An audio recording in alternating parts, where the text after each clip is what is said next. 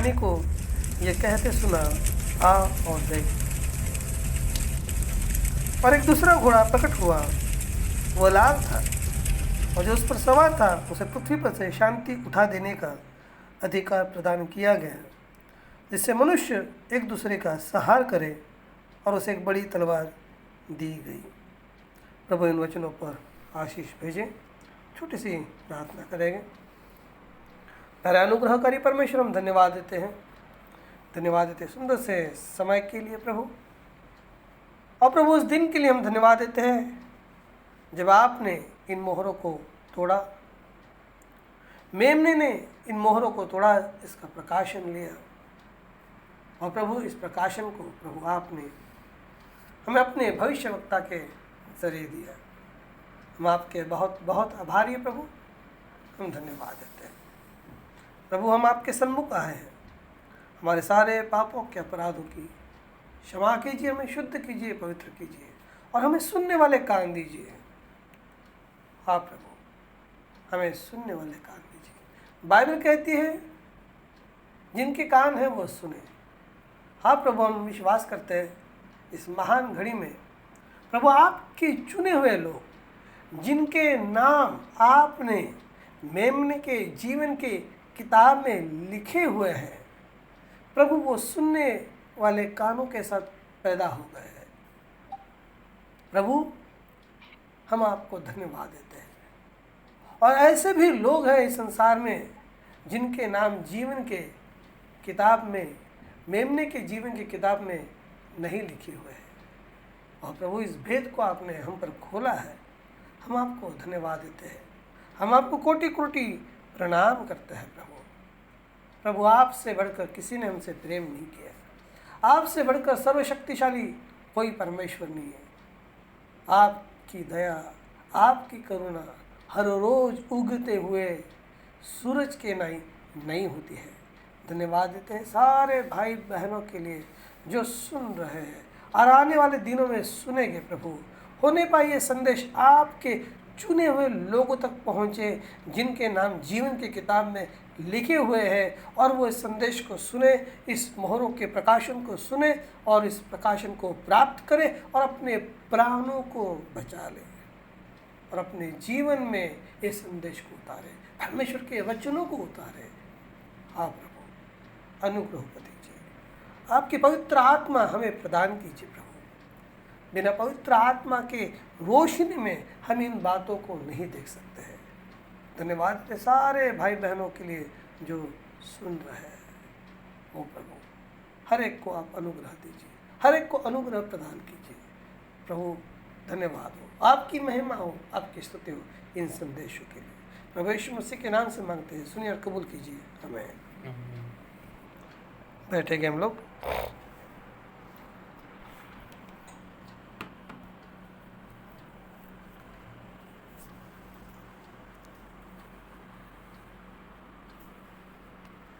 प्रभु को धन्यवाद देते हैं इस सुंदर से समय के लिए। आप लोगों के साथ परमेश्वर के मोहरों के प्रकाशन के बारे में इस संदेश को आप तक पहुंचाने के लिए। और जैसे कि हम देख रहे हैं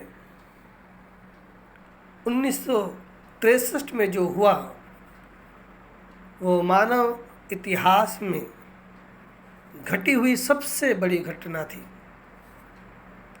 और वो जो घटना थी वो मोहरों का खुलना था। और अगर आप यहाँ पर अजनबी हैं तो आपके साथ हमें इन बातों को शेयर करने के लिए, आपको इन बातों को बताने के लिए हमें अच्छा लगेगा। प्रकाशित वाक्य के 5वें अध्याय का ये कहना है कि ये किताब बंद थी, और 10वें अध्याय में ये कहा गया है कि इस किताब को खोल दिया गया है। और जब हम परमेश्वर के पवित्र शास्त्र में बाइबल के अंदर दानियल के 12वें अध्याय को जब देखते हैं तो वहाँ पर हम देखते हैं कि परमेश्वर के भेद और जो दानियल के जो दर्शन थे वो अंत समय तक के लिए बंद करके रख दिए गए थे। और अब जब हम इस समय में रह रहे हैं, ये वो अंत का समय है, अंत के दिनों का ये समय है।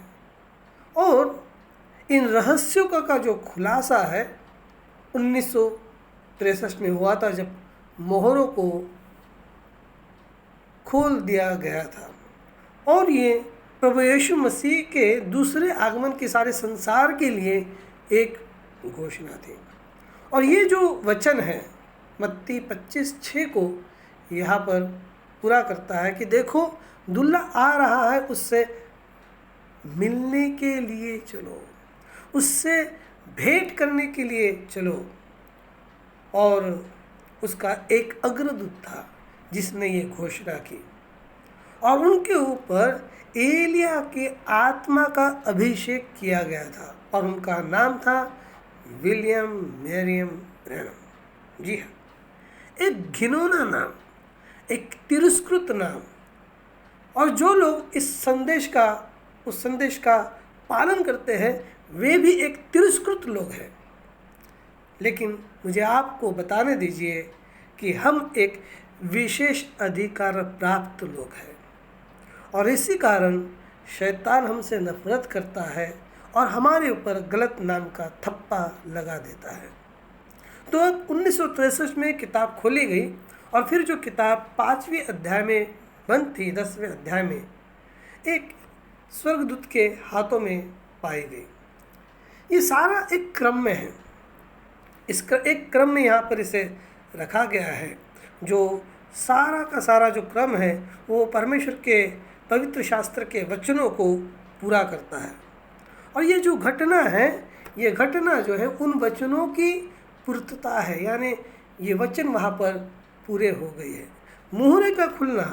मुहरों का जो खुलना है, कई पवित्र शास्त्र के वचन, प्रकाशन और भविष्यवाणी की पूर्तता है, और इसे एक क्रम में निर्धारित किया गया है। अब कुछ जो बातें पूरे होने वाली है और जिसे मोहरों के अंदर घोषित की गई है, और उसके अंदर है स्वर्गारोहण, यानी जिसे हम रैप्चर कहते हैं, क्लेश काल यानी महासंकट का काल। और आप ध्यान दें कि ये जो घटनाएं हैं अभी तक हुई नहीं है, लेकिन मोहरों के खुलने ने इन बातों के घटनाओं के क्रम को निर्धारित किया है। ठीक है, क्योंकि अभी तक यहूदी लोगों को बचाया नहीं गया है। ठीक है, और यानी बचाया नहीं गया है, उनका उद्धार के विषय में है। ठीक है, और एक क्रम यहाँ पर सेट किया गया है, एक क्रम में यहाँ पे इसको निर्धारित किया गया है। और ये प्रकाशित वाक्य अध्याय 10 और वचन 1 की पूर्तता है। यहाँ पर अध्याय जो 10 है और वचन 1 यहाँ पर पूरा हुआ है। और इस घटना ने कई सारे शास्त्रों को एक क्रम में रखा है, और ऐसे बहुत सारे पवित्र शास्त्र के अंदर वचन हैं जो वचन पूरा होने के लिए क्या कर रहे हैं, प्रतीक्षा कर रहे हैं, इंतज़ार कर रहे हैं कि कब ये वचन पूरा होगा। अर्थात वो जो वचन है उसे आप दूसरे थिस्सलुनीय 2 अध्याय वचन 1 और 12 में पाया जाता है, और वो है मसीह विरोधी। जी हाँ, मसीह विरोधी के विषय में पाप का पुरुष। और जैसे कि हम इसे देखते हैं कि हे भाइयों, अब हम अपने प्रभु यीशु मसीह के और हमारे आने के विषय में तुमसे विनती करते हैं कि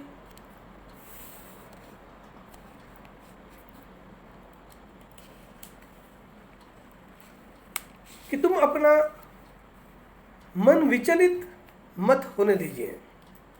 ठीक है, 2 कुरिन्थियों अध्याय 2 और 1 और 12 में ये पाया जाता है।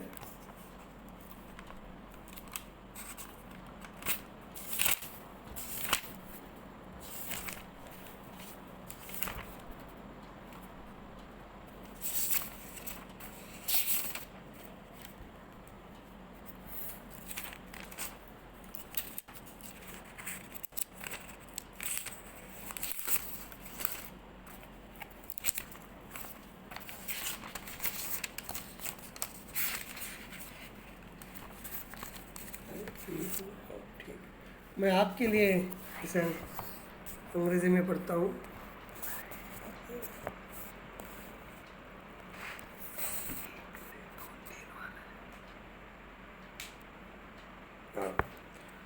सेकेंड थेसलोनियंस चैप्टर 2 वर्स 3 यहाँ पर बताया गया है।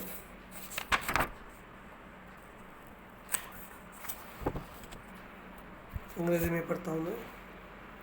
Now we beseech you, brethren, by the coming of our Lord Jesus Christ, and by our gathering together unto him, that ye be not soon shaken in mind, or be troubled, neither by spirit, nor by word, nor by letter, as from us, as that the day of Christ is at hand. Let no man deceive you by any means, for that day shall not come, except there come a falling away first, and man of sin be revealed, the son of perdition, who opposeth and exalteth himself above all that is called God, or that is worshipped, so that he as God sitteth in the temple of God, showing himself that he is God. Remember ye not that when I was yet with you, I told you these things, and now ye know what withholdeth, that he might be revealed in his time. For the mystery of iniquity doeth already work, only he who now letteth will let, until he be taken out of the way, and then shall that wicked be revealed, whom the Lord shall consume with the spirit of his might, and shall destroy with the brightness of his coming, even him whose coming is after the working of Satan with all power and signs and lying wonders, and with all deceivableness of unrighteousness in them that perish, because they receive not the love of the truth, that they might be saved. अंग्रेजी में इसलिए पढ़ता हूँ ताकि सही translation हमें मिले। और तो यहाँ पर यही बताया गया है कि किसी भी रीति से भरमाने में न आना, क्योंकि वह दिन इसके बिना न आ पाएगा कि वह पहले पतन होता है और फिर पाप का मनुष्य और विनाश का पुत्र प्रकटता है, जो विरोध करता है, खुद को सबसे ऊपर रखता है, जिसे ईश्वर कहा जाता है, या वह उसकी आराधना होती है, ताकि वो परमेश्वर के मंदिर में बैठकर अपने आप को प्रकट करे कि वो परमेश्वर है, वो ईश्वर है। देखिए, आज दुनिया में हर कोई अगर डरता है तो वो मसीह विरोधी से डरता है, और उन्होंने उसे इस तरह से बनाया है कि जब आप मसीह विरोधी के बारे में बात करते हैं तो लोग कांपने लगते हैं। मसीह विरोधी यानी 666 और 666 के ऊपर, मसीह विरोधी के ऊपर अनेक पुस्तकें या जो पशु की छाप है या उसकी निशानी है, आज दुनिया भर में उसकी किताबें नंबर 1 के ऊपर है बेचने के लिए। अधिक से अधिक वो बिके जाते हैं। अगर आप भी कुछ पैसा अगर कमाना चाहते हैं तो आप भी अपने कागज़ कलम लेकर के जो आप लिख सकते हैं लिख दीजिए, लेकिन सच्चाई किसे चाहिए? क्योंकि लोग झूठ सुनने के लिए बड़ी मोटी रकम चुका रहे हैं, लेकिन जो सच मुफ्त में दिया जा रहा है, फ्री में दिया जा रहा है, लोग इस सच्चाई को नहीं चाहते हैं। 7 मोहरों के इस पुस्तक को छापने के समय सारी सच्चाई उसमें है, लेकिन कौन चाहता है? बल्कि लोग झूठ के ऊपर विश्वास करके सच्चाई को न सुनना चाहते हैं न देखना चाहते हैं। अब इस वचन की जो पूर्तता है, थिस्सलुनीके दूसरा थिस्सलुनीय दूसरा अध्याय और वचन 1 से 12, क्या आप जानते हैं कि हमारे पास हमेशा ही एक संदेश को बिगाड़ने वाला है, वचन को बिगाड़ने वाले लोग हैं। हमारे पास ऐसे लोग हमेशा हैं कि जो वे सोचते हैं कि वे पौल से भी तेज तर्रार है, और कोई उस समय में वहाँ पर आ गया और उसने सोचा कि वो इस कलीसिया काल के दूत से भी क्या है, ज़्यादा तेज और तर्रार है। और उसने एक पत्र लिखा और कहा कि पौलुस ने फलाने बातें कही है, और अपने नाम का हस्ताक्षर करके उसने वहाँ उन्हें कलीसिया में नीचे भेज दिए। और उन्होंने कहा कि प्रभु के आने का निकट समय है। ठीक है, अभी वो जो पौल के नाम से जिन्होंने पत्र लिखा था और पौल से भी ज़्यादा तेज तर्रार थे, या जैसे कि मैंने कहा कि वो संदेश को बिगाड़ने वाले, वचन को बिगाड़ने वाले लोग हर समय में हर जगह रहे हैं। और शायद वो लोगों से कुछ पैसा इतना चाहते थे, या अपने घरों को बेच दो और मुझे पैसा दे दो। और जब ये बातें भाई पौलुस ने सुना तो उसने कहा कि कोई भी आपको किसी भी रीति से न भरमाए, क्योंकि वो दिन तब तक नहीं आएगा जब तक कि पहले पतन न हो जाए और वो मनुष्य न आए जिसके बारे में उसे विनाश का पुत्र कहा गया है, उसे पाप पुरुष कहा गया है। वो पाप पुरुष प्रकट न हो। देखिए, इस प्रकार से हम देखते हैं कि संत पौलुस ने पहले कलीसिया काल के संदेशवाहक ने उन सीमाओं को वहाँ पे स्थापित कर दिया, उन चिन्हों को वहाँ पर उन्होंने स्थापित कर दिया जो आज भी मसीह कलीसिया के लिए, जो कोई इस सिद्धांत के साथ खड़ा हो जाएगा उसको, उस शत्रु को पराजित करने के लिए काफ़ी है। क्योंकि संत पौलुस ने कहा है, और संत पौलुस को पता था कि वे लोग इस प्रकार के सिद्धांत के साथ उठ खड़े हो गए, इन बातों के साथ उठ खड़े हो गए। इसके लिए पौलुस ने उस बात को, उस वचन को वहाँ पर रखा है कि पाप का मनुष्य पहले प्रकट हो, प्रभु के आगमन से पहले। ठीक है, और जब तक वो पाप का मनुष्य प्रकट नहीं होगा मसीह नहीं आ सकता है। संत पौलुस कहता है, भाइयों मैं तुमसे सच कहता हूँ वह दिन आने वाला है और प्रभु तब तक नहीं आएगा जब तक कि पतन न हो जाए और वो पाप पुरुष प्रकट न हुआ। और पाप पुरुष के अधर्म, पाप पुरुष का जो रहस्य छुपा है वो अधर्म के रहस्य में छुपा हुआ है। और बाइबल कहती है, परमेश्वर का वचन कहता है कि अधर्म का रहस्य पहले से ही काम कर रहा है। इसलिए पाप का आदमी एक अधर्म और दुष्टता के रहस्य में छुपा हुआ था, यानी शैतान खुद को छिपा रहा है।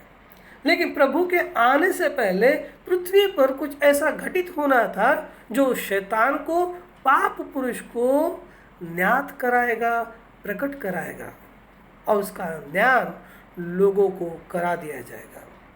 ठीक है, पाप का मनुष्य यहूदा यानी यहूदा इस्करियोत एक अधर्म के रहस्य में छिपा हुआ था।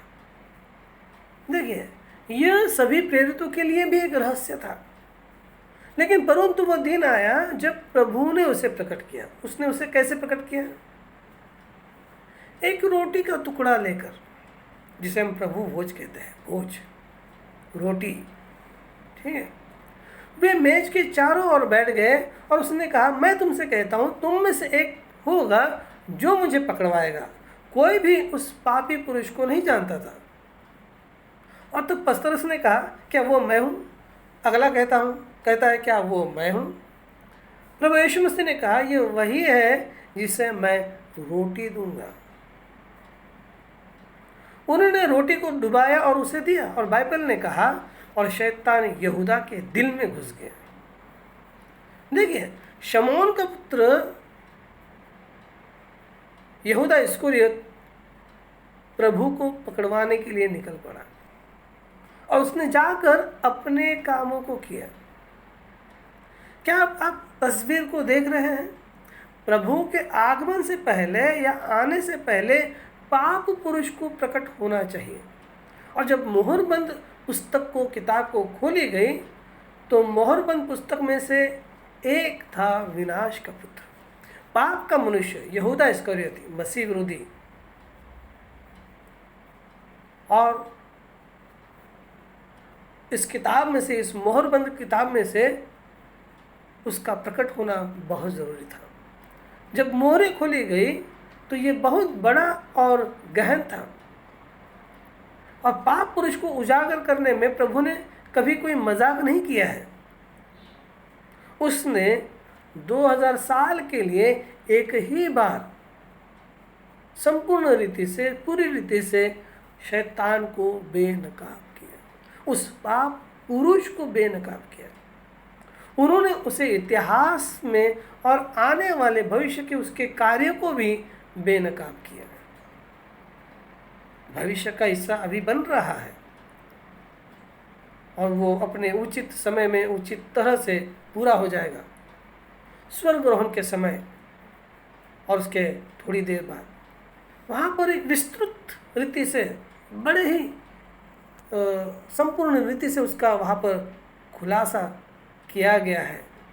प्रभु ने मसीह विरुद्ध के बारे में वहाँ पर बहुत सारी बातों को दिया है। देखिए, आपके पास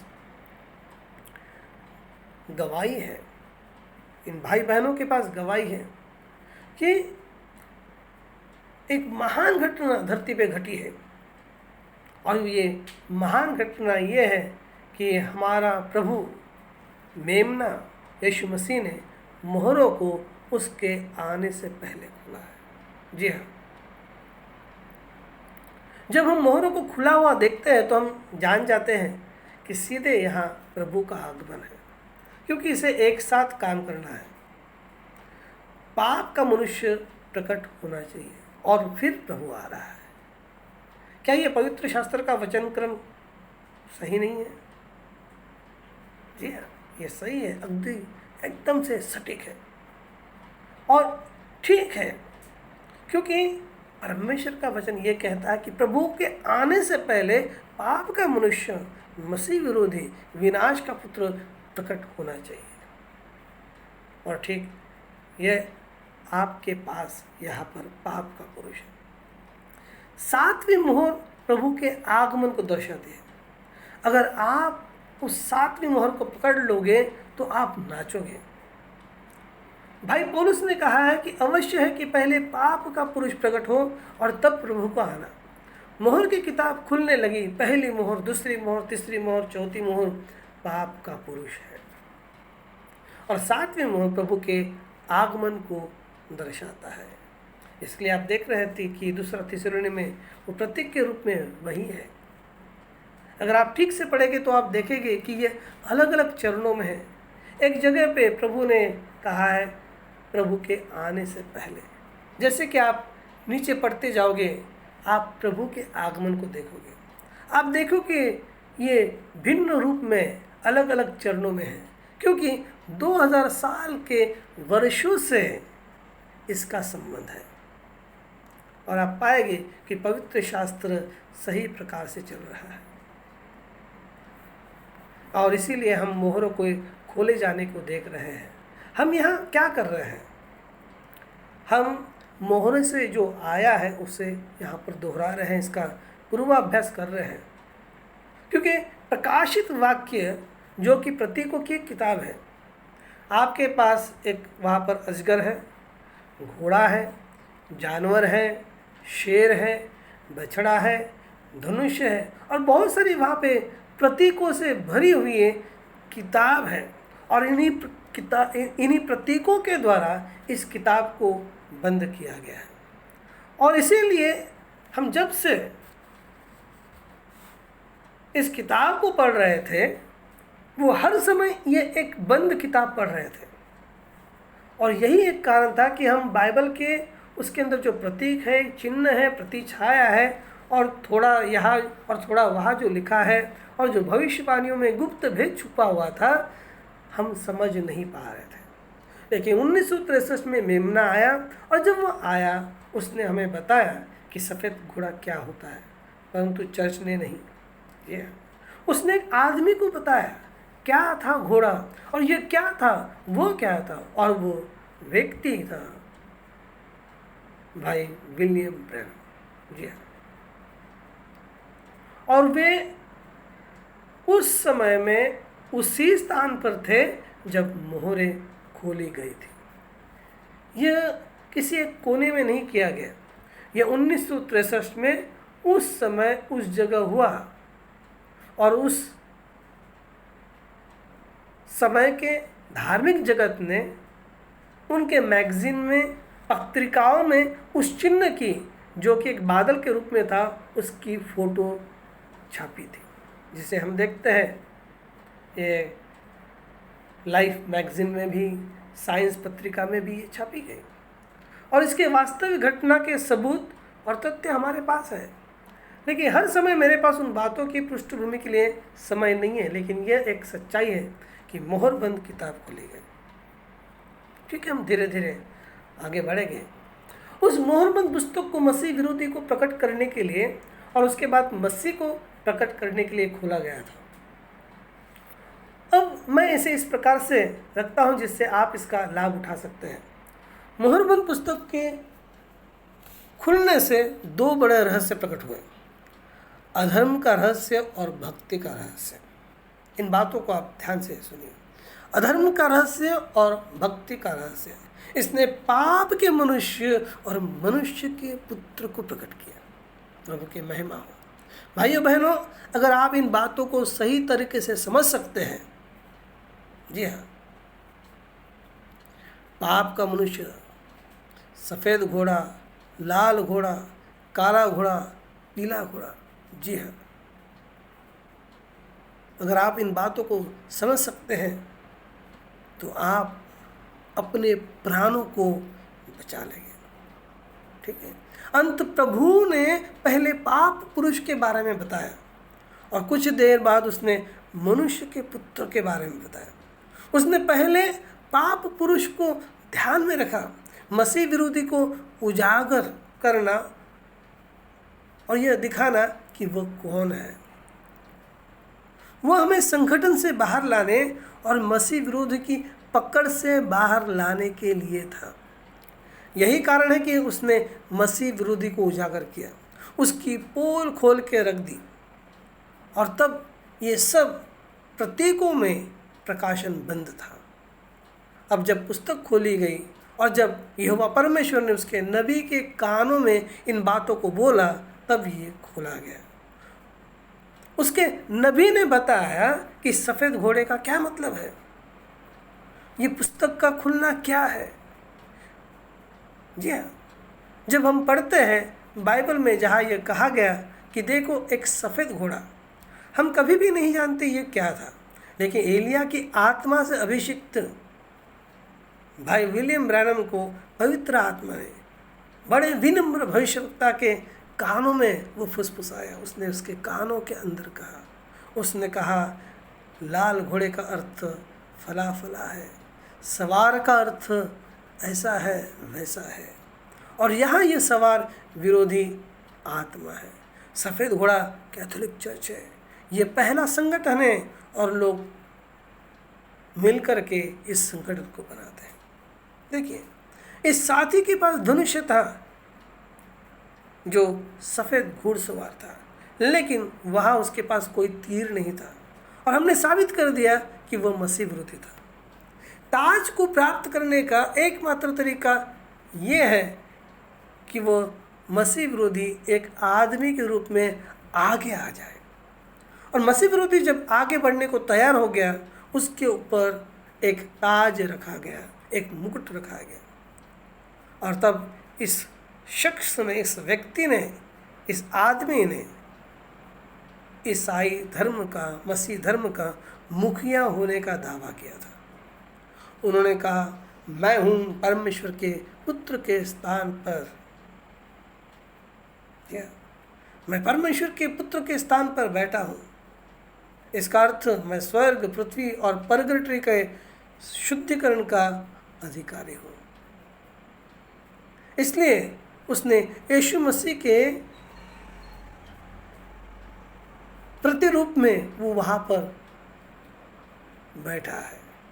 उसने अपने आप को यीशु मसीह के जगह पर लिखा है।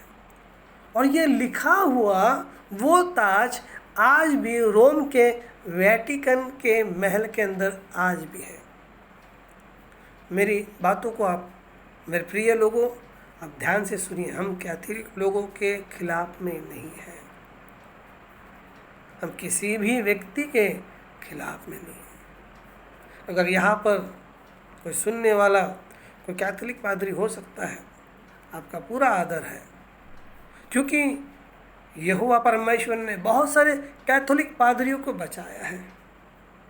एक कैथोलिक पादरी ने ठीक इसी जगह पर वहाँ पर आए और घुटने टेक कर कहा, मेरे लिए प्रार्थना करो। तो इससे कोई फर्क नहीं पड़ता आप किस धर्म से हैं। सच्चाई यह है कि यदि आप परमेश्वर के एक बच्चे हैं, आप सच्चाई को पहचान लेंगे। हम भी एक ही प्रकार के संगठन से पहले संबंधित थे। हमने पश्चाताप किया और हमने प्रभु यीशु मसीह के नाम पर बपतिस्मा लिया। अब हम स्वर्ग रोहन के रास्ते पर चल रहे हैं। इस सफ़ेद घुड़सवार के पास मुकुट नहीं था, लेकिन उसे एक मुकुट दिया गया। मसीह विरुद्ध की सेवकाई में एक घिनौना व्यक्ति इसका साथी था। वो घिनौना पाखंडी था, वो ढोंगी था। वो ठीक नीचे अंदर घुस करके काम कर रहा था। वो गले मिल करके लोगों को चूम रहा था और कह रहा था, मैं पौल के संदेश का विश्वासी हूँ। देखिए, प्रभु की स्तुति करो। और फिर उसने कुछ प्रकाशन पकड़ने का नाटक किया, जो प्रकाशन पौल के पास भी नहीं था। देखिए, पाप का व्यक्ति यहूदा था, और जब वो दुष्ट मरा तो उसकी आत्मा उसके बच्चों पर लौट आई। जब यीशु मरा तो वो महिमा में ऊपर उठा और उसकी आत्मा वापस मसीह कलीसिया पर आ गई। तो अब दो आत्माएं हैं जो काम कर रही हैं। प्रारंभिक युग के अंदर वो मसीह की आत्मा थी,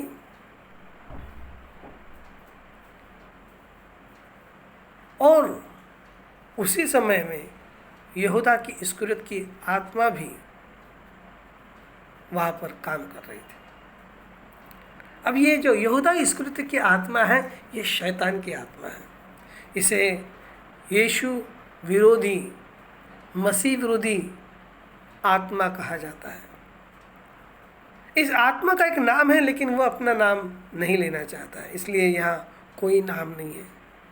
वह ये नहीं कहना चाहता है कि वह यहूदा है, नहीं। वह इस तथ्य को छिपाते हुए कि वह यहूदा इस्करियत है, वो आगे बढ़ना चाहता है, वो आगे बढ़ रहा है। बाद में प्रभु ने उसे एक नाम दिया और उसने उसे पुकारा मौत। जी हाँ, मोहरों से पता चला कि वो विनाश का पुत्र है, यहूदा इस्करियत। यीशु ने कहा कि यहूदा विनाश का पुत्र था। बाइबल में हम यूहन्ना 17 और 12 में देखते हैं, जब तक मैं जगत के साथ था तब तक मैंने उनको तेरे नाम से जो तूने दिया है उनकी रक्षा की। मैंने उनकी रक्षा की और विनाश के पुत्र को छोड़कर उनमें से किसी का भी नाश न हो, ताकि परमेश्वर का वचन पूरा हो सके। देखिए, इस वचन को आप ध्यान में रखिए, क्योंकि आगे कुछ ऐसे वचन आएंगे जिससे आपको पता चलेगा कि परमेश्वर के वचन में जो लिखा हुआ है वो साक्षात पूरा होगा ही होगा। विनाश के पुत्र को छोड़कर उनमें से किसी का नाश न हुआ, ताकि परमेश्वर का वचन पूरा हो सके। ठीक। अब ये विनाश का पुत्र था, लेकिन वो एक अलग आदमी में है। ठीक है, एक ही आत्मा, लेकिन आदमी अलग अलग है। यहूदा की आत्मा सभी पोपों में है। एक पोप इनोसेंट और दूसरे एक साथी को बुलाया गया पोप पवित्र। कल्पना कीजिए, पोप पवित्र पोप और एक पोप मासूम पोप। ये वे पुरुष है जिसे वो अंग्रेजी में कहते हैं इनोसेंट, पोप इनोसेंट, और एक होली पोप। ठीक है, ये वे पुरुष है जो किसी और की तुलना में कई अधिक मसीही लोगों को इन्होंने मार डाला है, उनका लहू बहाया है। और बस किसी दूसरे दिन पोप जॉन पॉल ने कैथोलिक चर्च के द्वारा की गई सभी हत्याओं के लिए पश्चाताप किया था। 68 लाख। अब सोचिए ये आंकड़ा क्या है, 68 लाख मसीही लोगों को शहीद करा दिया गया। ये तो 68 लाख तो लिखे हुए हैं, उसके पहले भी लाखों लाख लोग मारे जा चुके हैं। इसके बारे में आप दूसरी मोहर पर सुनेंगे, इसी दूसरी मोहर में सुनेंगे। देखिए, वह कैथोलिक चर्च के लिए कोई क्षमा नहीं है, वो शापित है और वो क्लेश काल में से जाने वाला है। कैथोलिक चर्च के उन व्यक्तियों को छोड़कर जो परमेश्वर के बच्चे हैं, परमेश्वर उनसे प्रेम करता है, वो उन्हें उस कलीसिया से, उस सिस्टम से बाहर निकाल देगा। क्योंकि सफ़ेद घोड़ा जो है वो मसीह विरोधी है, वो फिसलने वाला साथी है। उसके मुंह से ना बहुत मीठे मीठे शब्द, मीठे मीठे बोल बाहर आते हैं। वो बहुत मीठा बोलता है। वो ऐसा साथी है जो संदेश पर विश्वास करने का दिखावा करता है, लेकिन जबकि उसकी सेवकाई है वो सफ़ेद घोड़े की है।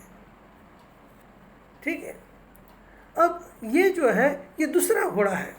अब आप एक अलग ही तस्वीर को देखने जा रहे हैं। जब आप सफ़ेद घुड़सवार के बारे में सोचते हैं,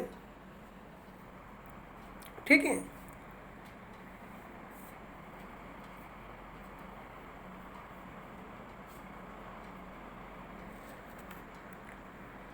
तो आप उसको, उस प्रकाशन को सही रीति से प्राप्त कर सकते हैं।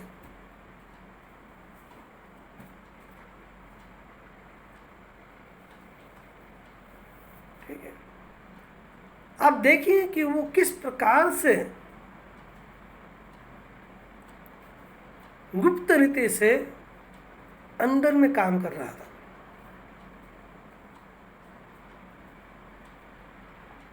और वो झूठे सिद्धांत से मारने के लिए काम कर रहा था।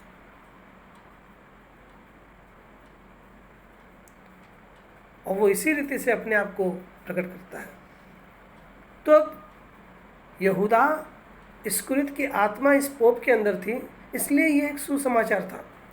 और ये सुसमाचार यहूदा इस्करियोत के अनुसार था। मैं इन बातों को जानबूझ करके दोहरा रहा हूँ ताकि जो मिस कर चुके हैं वो इसे वापस से सुन सकें। और रिपीट करना अच्छा है ताकि ये हमारे हृदय में, हमारे दिमाग में, हमारे स्मरण शक्ति में बैठ जाता है। तो ये जो सुसमाचार है ये यहूदा इस्करियोत के अनुसार है। उसने उसी समय ये सुसमाचार नहीं लिखा जिस समय मत्ती, मार्क, लूक और यूहन्ना ने लिखा। उन्होंने इसे नाइसिन काउंसिल 325 एडी के बाद में लिखा था। ठीक है, और ये यहूदा इस्करियोत का सुसमाचार सभी कलीसियाओं से होते हुए नीचे तक पहुंचा, यहाँ तक पहुंचा।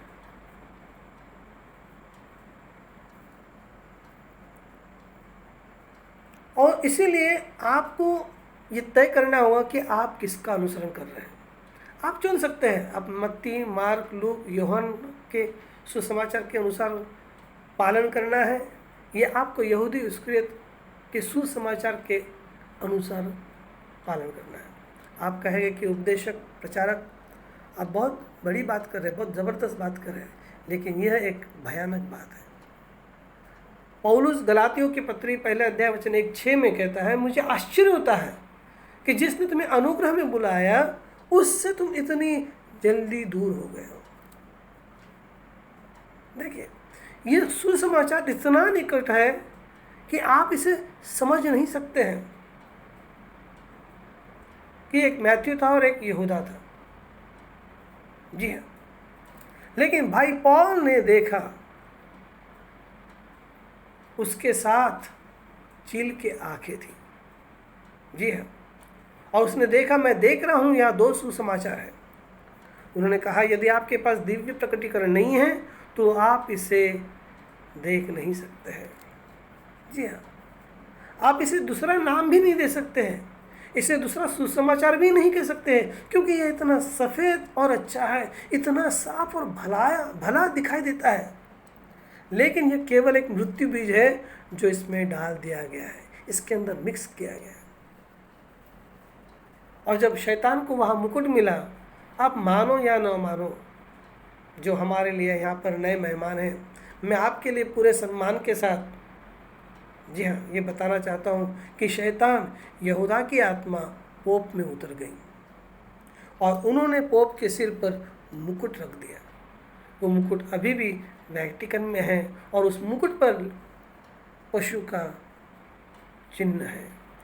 उस पर लिखा गया विकारियस फिली डेई। जब आप इसे रोमन अक्कों में जांच करते हैं, यह 666 होता है, यानी 666 होता है, और यह केवल मसीह विरोधी का वर्णन है। आपको ये बताने के लिए हमारे कई अन्य प्रचारक भी हैं जो आपको बताएंगे कि मसीह विरोधी को कहाँ खोजना है। हमें उन पर कोई शक नहीं है। जी हाँ, मसीह विरोधी को मोहरों ने बाहर निकाल लेकर के आई और हमें उस मेमने के ऊपर विश्वास है जिसने मोहरों को खोला है। यदि मेमना कहता है कि घुड़सवार पोप है तो वो मसीह विरोधी है, तो हम मेमने पे विश्वास करते हैं और ये साबित करेगा कि आप यीशु को मानते हैं या नहीं है, लेकिन हम यीशु पर विश्वास करते हैं। मेमने ने मोहर को तोड़ा और उसे एक आदमी को सौंप दिया, और इसीलिए हम उल्लेख करते हैं उस आदमी का नाम है विलियम ब्रैनम। जी हाँ, यह नहीं है कि हम उसकी पूजा करते हैं, जी नहीं है, हम मेमने की पूजा करते हैं, हम मेमने की आराधना करते हैं, हम मेमने की भक्ति करते हैं। लेकिन हम प्रोफेट विलियम ब्रैनम के लिए परमेश्वर का धन्यवाद देते हैं जिन्होंने मेमने से इस प्रकटीकरण को प्राप्त किया। जी हाँ, रोमन साम्राज्य जिसने लंबे समय तक दुनिया पर शासन किया, वो युद्ध से नष्ट हो गया था। जी हाँ, और उसने बहुत लंबे समय तक दुनिया पर राज किया था, लेकिन वो युद्ध में नष्ट हो गया।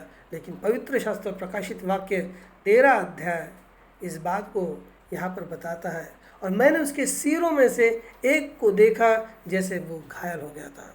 वो रोम का साम्राज्य था, उसका एक सिर, उसके 7 सिर थे जो 7 राजा थे, उसके प्राण घातक घाव भर गया। बाइबल कहती है कि सारी दुनिया उस पशु के पीछे अचंभा करते हुए चले गए। प्रकाशित वाक्य 13:3। और अब जब ये मुकुट पोप के सिर पर चढ़ा तो रोम को उसका मुकुट वापस मिल गया। इतना घातक जो घाव था वो ठीक हो गया, और घाव का उपचार पुराने रोम साम्राज्य का पुनरुत्थान था। जी हाँ, तो ये अब ये मूर्ति पूजक रोम से बदलकर ये पापल रोम हो गया। अन्य शब्दों में रोम में पोप का शासन चलने लगा जैसे वो पहले राजाओं का शासन चला हुआ करता था।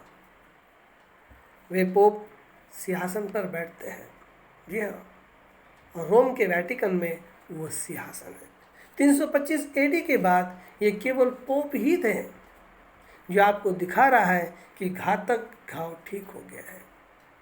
रोमन साम्राज्य का वो घातक घाव ठीक होने के बाद उसके पास किस प्रकार की शक्ति है। देखिए, उसका प्राणघातक घाव भर गया और सारी दुनिया उस पशु के पीछे अचंभा करते पीछे चलने लगी। उसने इतनी शक्ति प्राप्त की कि दुनिया उसकी प्रशंसा करती है। और बाइबल कहती है प्रकाशित वाक्य 13:3-4 में, उस अजगर की पूजा की जिसने उस पशु को सामर्थ्य दिया। यहाँ पर जो प्रकाशित वाक्य 12 अध्याय वचन 9 है, 20 है, 2 है, अजगर वो पुराना सांप है जो इब्लिस है, जो शैतान कहलाता है। और इसी शैतान ने पोप को सत्ता दी रोम के लिए। और यहाँ पर कहा गया है कौन है उस पशु के जैसे, उससे जो युद्ध करने में सक्षम है। दूसरे शब्दों में AD 325 में कैथोलिक चर्च जो स्थापित हो गया, उसने अपने पंखों को फैलाया और वो पूरी दुनिया पर हावी हो गया था। वह राजाओं और व्यापारियों पर हावी था। वो यानी कैथोलिक चर्च उनके साथ युद्ध करने में सक्षम था जो कोई उसके विरोध में आए, लेकिन कोई भी पोप के साथ युद्ध करने में सक्षम नहीं था। यहाँ पर पशु रोम की उस शक्ति का प्रतिनिधित्व कर रहा है। जी हाँ, यहाँ पर हम दूसरी मोहर पर आते हैं, प्रकाशित वाक्य 6 और 3। हमारे पास एक लाल घोड़ा है और एक सवार है। आप देखिए कि बछड़ा आगे आया और उसने घोषणा की, उसने कहा आ और देख, आ और देख मसीह विरोधी को। तो वही वो गीत है जिसे हम गाते हैं, आओ और देखो। जी हाँ, कृपया मेरे शब्दों पे ध्यान दीजिए। सवार को शक्ति दी गई थी, उसमें वह शक्ति नहीं थी। उसका घातक घाव ठीक हो गया। उन्हें ये शक्ति और वो जो शक्ति दी गई थी जिससे पृथ्वी से उन्हें शांति को निकाल लेना था। किसी भी हाल में वो मसीह नहीं हो सकता है, क्योंकि मसीह तो शांति का राजकुमार है। तो इस बंदे के पास तो शांति को निकाल लेने की शक्ति है, यानी दूसरे शब्दों में अशांति फैलाने की वो ताकत रखता है। और दूसरी बात यह है कि वो लोगों को एक दूसरे को मारने के लिए उकसाएगा। मसीह ऐसा नहीं करता है।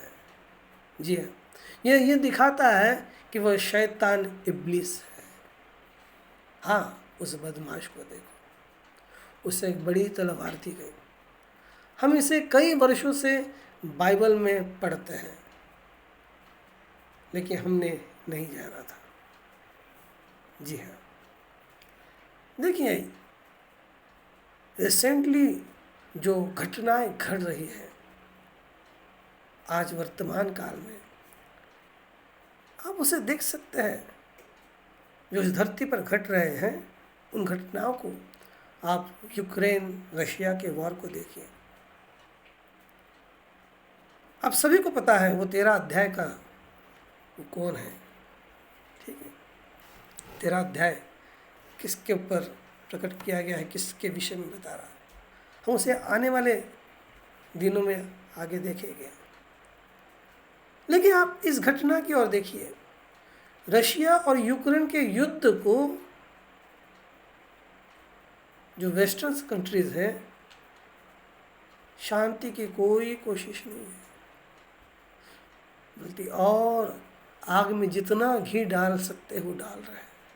अमेरिकाओं को जितना उकसाना चाहता है उकसा रहा है। अब देखिए, इसी को उकसाना कहते हैं, इसी को उकसाना कहते हैं। और किस प्रकार से इसके पीछे ये शैतान की ताकत है,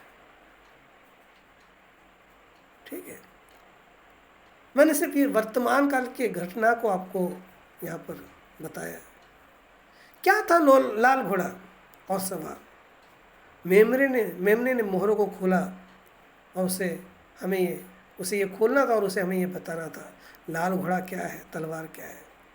और जब इस बंदे को ताज और शक्ति मिल गई तो वो सफ़ेद घोड़े से कूद गया और उसने अपना धनुष नीचे फेंक दिया।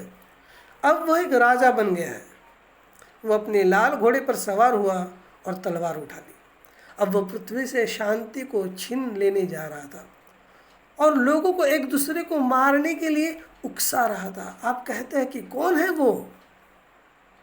वो है बदबूदार पोप, बदबूदार कैथोलिक चर्च। जी श्रीमान, मुझे कोई खेद नहीं है इन शब्दों के लिए। ये वो बदबूदार रोम है। हमारे मसीह भाइयों और बहनों को उसने तलवार की धार से काट दिया है, वे शहीद कर दिए गए। ये बहुत महत्वपूर्ण है परमेश्वर के बच्चों का। ये बहुत महत्वपूर्ण है। जब वह शक्ति लाल घोड़े पर सवार होकर निकली, प्रभु की स्तुति है, यही है वो बदबूदार। वे इसे कहते हैं पवित्र, होली। देखिए, वो कहते हैं ये वो दोहराने के लायक है। वह एक गंदा व्यभिचारी है, वो व्यभिचारी है, वो पैसे का लालची शैतान है, वो झूठा है, वो चोर है, वो यहूदा इस्करियोती है। यही है वो सब। ये कौन है? वह शैतान है। वो बड़े ही सुचारू रूप से काम करता है, सबसे चिकनी चोपड़ी बातें करता है, वो सबसे मुलायम साथी है, वो सबसे चिकना साथी है। कौन है? एक कैथोलिक पादरी। वह सब पर भारी पड़ेगा। वह एक चींटी को भी नहीं मसलते हैं, लेकिन वह सबसे बड़े व्यभिचारी हैं। वह सबसे बड़े समलैंगिक लोग हैं। वह सबसे बड़े व्यभिचारी हैं। चर्च में छोटे छोटे लड़कियों को बिगाड़ने वाले और दूसरे की पत्नियों के साथ, दूसरे पुरुषों की पत्नियों के साथ ये रहने वाले हैं। और ये सच बातें हैं। जी हाँ, हम एक चिकनी चुपड़ी बातें करने वाले शैतानों के दलालों के बारे में बात कर रहे हैं। जी हाँ, पोप एक चिकना आदमी है। आप देख सकते हैं वह कैसे अपने हाथों को उठाता है। शांति। वो बहुत विनम्र है। वो ज़मीन को चूमता है, ज़मीन की पप्पी लेता है, किस करता है। वो चिकना चुपड़ा है, लेकिन वह आपसे मिलने तक इंतज़ार करता है। जी हाँ, फिर आप उसकी पकड़ में आते हैं और फिर वो अपना रंग दिखाता है। ये बंदा घिनौने लोगों की तरह काम करता है। वो हर समय वो एक ढोंगी होता है, लेकिन जब उसे ताज मिला और उसके पास शक्ति थी तो उसने दुनिया को दिखाया कि वो वास्तव में कौन था। वो एक लाल घोड़े पर सवार हो गया, उसे एक तलवार दी गई। वह पृथ्वी से शांति निकाल लेने जा रहा था और एक दूसरे को मारने के लिए मनुष्य का इस्तेमाल कर रहा था। जी हाँ, उस अकेले में ये शक्ति नहीं थी। परमेश्वर ने उस समय एक करूब को जाने दिया जब वो अपने लाल घोड़े पर चढ़ा। जी हाँ, जी हाँ, यहोवा ने कहा करूब उसे ले लो। परमेश्वर की महिमा हो। करूब उड़े और वो परमेश्वर के संतों के बीच पे थे। उसे बछड़ा कहा जाता था और उसने एक निश्चित शहादत की, शहीद होने का अभिषेक भेजा, जिसने परमेश्वर के संतों को सच्चे यीशु मसीह के सुसमाचार के लिए मरने के लिए तैयार किया। उसने उन्हें अपना जीवन बलिदान करने के लिए तैयार किया। जी हाँ, एक निश्चित अभिषेक होता है जो आप पर आना चाहिए। जी हाँ, एक निश्चित अभिषेक, उसे आप पर आना ही है। परमेश्वर के इस वचन के लिए पूरी रीति से खड़े होने के लिए, डट कर खड़े होने के लिए, निश्चित रीति से खड़े होने के लिए उस अभिषेक को आप पर आना है। देखिए, जब मैं मसीह विरोधी के विरुद्ध प्रचार करता हूँ, झूठे सिद्धांत के विरुद्ध प्रचार करता हूँ, आप नोटिस करते हैं कि आपके भीतर कुछ उठ रहा है। आप बस चीर फाड़ महसूस करते हैं और आप वचन के बचाव में खड़े हो जाते हैं। लेकिन वो आप नहीं है, वो एक अभिषेक होता है जो आप पर आ जाता है। जी हाँ, और वो इस युग का अभिषेक है। अगर इस प्रकार के अभिषेक के पुरुष व्यक्ति अगर आपके पास नहीं है, जो सफ़ेद को सफ़ेद काले को काला न कहता हो, जो झूठे मत सिद्धांतों को बेपर्दा न करता हो, तो तुम झूठे सिद्धांतों के नीचे झुक जाओगे। लेकिन अगर आपके पास वीरता से भरे हृदय का एक मनुष्य है जो झूठ के खिलाफ खड़ा हो, ठीक है, झूठ के खिलाफ खड़ा हो, झूठे मत सिद्धांतों के खिलाफ खड़ा हो, विश्वास से वो खड़ा होता है, तब विश्वास करो कि यह अभिषेक आप पर भी उतरेगा। लेकिन आप अपने पादरी से अधिक आध्यात्मिक नहीं हो सकते हैं। वह अभिषेक आप पर गिरेगा। धिक्कार है आप पर यदि आपका पास्टर शैतान है, वो व्यभिचार में है। अगर वो व्यभिचार में रहता है, अगर वो हर प्रकार के लालच, झूठ, मक्कारी और फरेब में है, तो वही अभिषेक आप पर उतरेगा।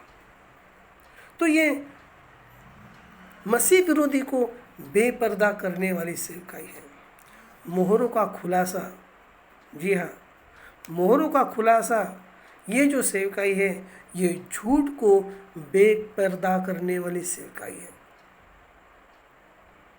जिसे हम अंग्रेजी में एक्सपोजिशन ऑफ द डैमनेबल हेरेसिस कहते हैं। जी हाँ, ये मसीह विरोधी को बेपर्दा करने वाली सेवकाई है। और ये जो सेवकाई है, यही सेवकाई आपको मजबूत बना सकती है। आपके पास एक आदमी होना चाहिए जो परमेश्वर के वचन के लिए खड़ा हो, अन्यथा आप किसी भी चीज़ में परिपक्व नहीं होंगे। आप एक परिपक्व मसीह नहीं हो सकते। तो अब हम देखते हैं कि किस प्रकार से परमेश्वर ने बछड़े के उस करूप को छोड़ दिया।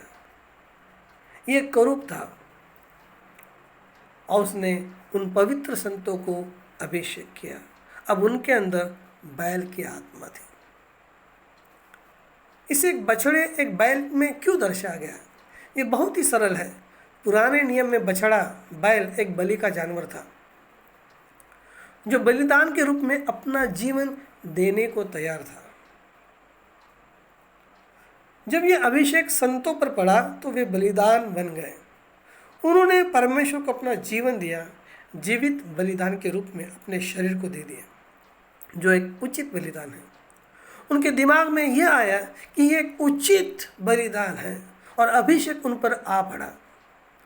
छोटे बच्चे, दूध पीते नवजात शिशु, जवान, कुंवारियाँ, बूढ़ी औरतें और बूढ़े, वे सब ऊपर चले गए और उन्होंने अपने प्राण को दांव पर लगा दिया। उन्होंने मौत को गले लगा लिया। ये उनकी मानवीय ताकत नहीं थी, ये वो अभिषेक था जो उस समय उन पर गिरा था। वे महान पुरुष और महान महिलाएं थे।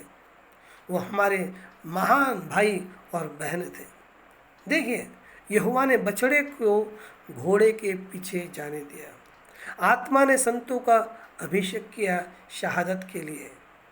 और जब ये आत्मा वहाँ संतों का अभिषेक कर रहा था, वो उनके विवेक को खोल रहा था, उनकी समझ को खोल रहा था और वे पहचान गए कि ये क्या है, ये क्या झूठी शिक्षा है, ये यहूदा इस्करियत का सुसमाचार है।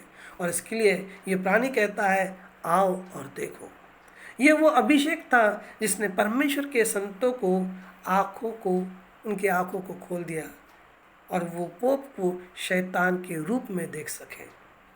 जी हाँ, परमेश्वर ने संतों की आँखों को खोलने वाला वो करूप था। उन्होंने उसकी शिक्षाओं को शैतान के रूप में देखा। उन्होंने इसे पाप के आदमी के रूप में देखा। उन्होंने इसे मसीह विरोधी के रूप में देखा। जी हाँ, वे एक निश्चित अभिषेक के नीचे थे। वो कई बार बलिदान और शहादत के लिए पोप के सामने है। कैथोलिक कलीसिया ने उनको पूछा, आप महान पवित्र पोप के बारे में क्या सोचते हैं?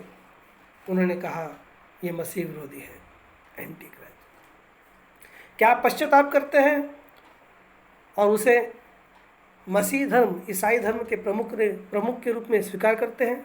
उन्होंने कहा ये मसीह विरोधी है। क्या आप पोप की निंदा करने के परिणाम को जानते हैं? उन्होंने कहा हाँ हाँ हम जानते हैं। क्या सामने आएगा आपको पता है? उन्होंने कहा मौत। मैं खुशी से अपने परमेश्वर के लिए मौत को गले लगाता हूँ, लेकिन मैं पोप और कैथोलिक चर्च के आगे नहीं झुकूंगा। उन्होंने शेरों को छोड़ दिया, उन्होंने भालुओं को छोड़ दिया और उन्होंने उन्हें मार दिया, लेकिन वो आज परमेश्वर के साथ महिमा में है। देखिए, आपको एक निश्चित अभिषेक के तहत आना ही चाहिए, अन्यथा आप कभी भी खड़े नहीं हो पाएंगे। जी हाँ, बछड़े ने कहा आओ और देखो, उसकी घोषणा की। परमेश्वर अपनी कलीसिया को अकेला नहीं छोड़ता है। जी हाँ, वहाँ एक कोई आत्मा है जो हमारे ऊपर अभिषेक करती है, और वो अभिषेक उकाब का है। जी हाँ, वो उकाब का अभिषेक वो पूरे मंडली को करता है, और यही है जो हमें उड़ने के लिए तैयार कर रहा है। प्रभु की स्तुति हो, प्रभु की महिमा। देखिए, मेमने ने भविष्यवक्ता भाई विलियम ब्रैनम को रहस्य बताया। लाल घोड़ा रक्तपात की बात करता है, कैथोलिक चर्च के द्वारा संतों की शहादत, और इसीलिए घोड़ा लाल है। वह रक्तपात था, वो खून खराबा और शहादत। ये बात बिल्कुल सच है। हम पृथ्वी पर कैसे संदेह कर सकते हैं जो इन घटनाओं को वहाँ पर लिखा गया है, जो घटित हुई है और इसी इतिहास में दर्ज किया गया है। जी हाँ, और ये कोई ऐसा व्यक्ति नहीं है जो कैथोलिक चर्च से नफरत करता है या पोप से नफरत करता है या यूं ही ऐसी किसी कहानियों को बना रहा है। ये सब की सब बातें कैथोलिक चर्च की उनके अपने इतिहास की किताब की बातें हैं, जिसे मैं आपको बता रहा हूँ। जी हाँ, जिसे उन्होंने रोमन मार्टिरोलॉजी में लिखा है, उसे रोमन मार्टिरोलॉजी कहते हैं। उन्होंने इन सारी मौतों को वहाँ पे दर्ज किया है। तो अब ये लाल घोड़ा क्या है? मुहर प्रकट कर रही है शैतान ने चर्च की शक्ति और राज्य की शक्ति को एकत्रित किया। जी हाँ, उन्होंने कैथोलिक चर्च का गठन किया, राज्य और चर्च एकजुट हो गए, और उस समय उसे ये अधिकार दिया गया और पृथ्वी पर से वो मेल उठा ले, क्योंकि उसे अब पृथ्वी पर शासन करना है। क्या आप देखते हैं मुहर कितनी स्पष्ट है? हाँ, उसे शक्ति दी गई थी पृथ्वी से शांति निकालने के लिए, और उसने राज्य और चर्च को एकत्रित कर दिया। जी हाँ, और उस समय उसने अपना धनुष्य गिरा दिया और वो खुलकर बाहर आ गया, और बाइबल ने कहा एक तलवार थी जो उसे दिया गया, और उसने एक कानून पारित किया। जी हाँ, अब उस ढोंगी को देखिए। अब ये साथी जो उसका है,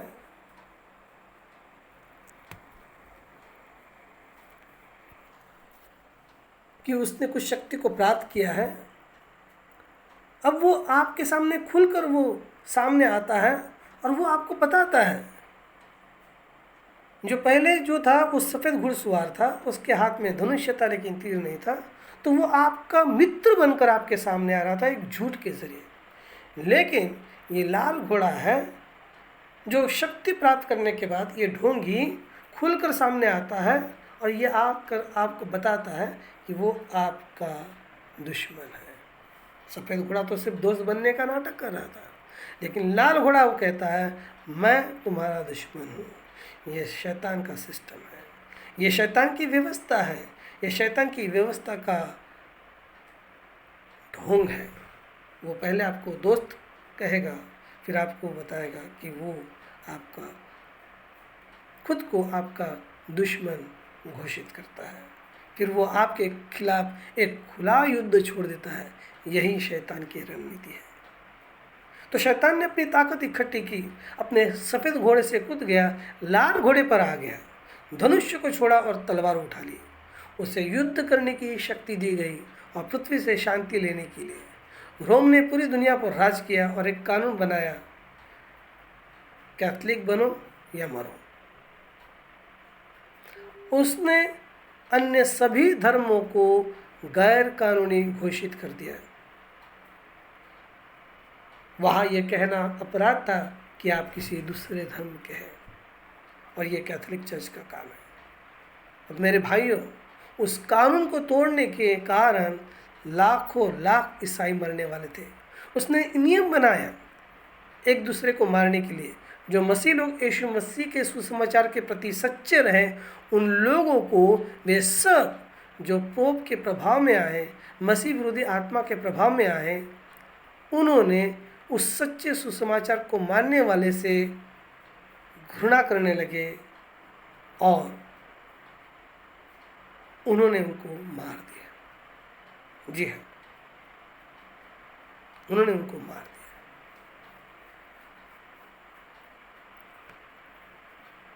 देखिए, जब उन्होंने सच्चे सुसमाचार के साथ खड़ा रहना कबूल किया, लाल घोड़े यहूदा को ये बहुत बुरा लगा और उसने अपना रंग दिखाया। जब आप यहूदा की आत्मा का पर्दाफाश करते हैं, वो बहुत बुरा हो जाता है। देखिए, ध्यान दें, जब यीशु ने यहूदा का पर्दाफाश किया तो वो बहुत बुरा हो गया। उसने चुपके से जाकर उसे बेच दिया चांदी के 30 सिक्कों के लिए, फिर उसकी मृत्यु का कारण बना। जब आप यहूदा इस्करियोत का, उस यहूदा के आत्मा का, मसीह विरोधी आत्मा का पर्दाफाश करते हैं, तो वो बहुत खराब और खतरनाक हो जाता है। तो अब यह यहूदा की आत्मा यहाँ इस व्यक्ति पर थी और वो उजागर हो गया था, इसीलिए वो बुरा हो गया। कैथोलिक चर्च एक बुरा चर्च है, उनका सिद्धांत एक बुरा सिद्धांत है, और ये सिद्धांत सभी सदियों में कभी नहीं बदले। कैथोलिक बनो या मरो। उसने उन्हें एक दूसरे को मारने के लिए प्रेरित किया। जी हाँ, चर्च के इन सदस्यों पर पोप की आत्मा गिर गई, जिन्होंने निकोलडिस कहा गया है। उसने उन्हें ईसाइयों को मारने का लाइसेंस दिया। उनका शिकार करो, उन्हें मार डालो। क्यों उन संतों को मार डालो? ये एक अच्छा सवाल है। वह ईसाई संतों को मार रहे थे क्योंकि वह यहूदा इस्करियोत के अनुसार उस सुसमाचार पर विश्वास नहीं कर रहे थे। जी हाँ, पौल के दिनों में यहूदा इस्करियोत के अनुसार सुसमाचार शुरू हुआ। यह 325 एडी के समय तक सिद्धांतों की पुस्तकों के अंदर चला गया। जी हाँ, मैं आपको फिर से ये बताना चाहता हूँ कि एडी 325 में नाइसिन परिषद में ये सब तैयार किया गया। इन सिद्धांतों को वहाँ पर पुस्तक रूप में तैयार किया गया। देखें कि क्या आप उसका अनुसरण कर रहे हैं या आप यीशु के सच्चे सुसमाचार का अनुसरण कर रहे हैं। जी हाँ, हम यहाँ पर रुकते हैं और बाद में जो बाकी बातें हैं लाल घोड़े की, हम उसे अगले भाग में लेते हैं। आइए हम लोग प्रार्थना करें।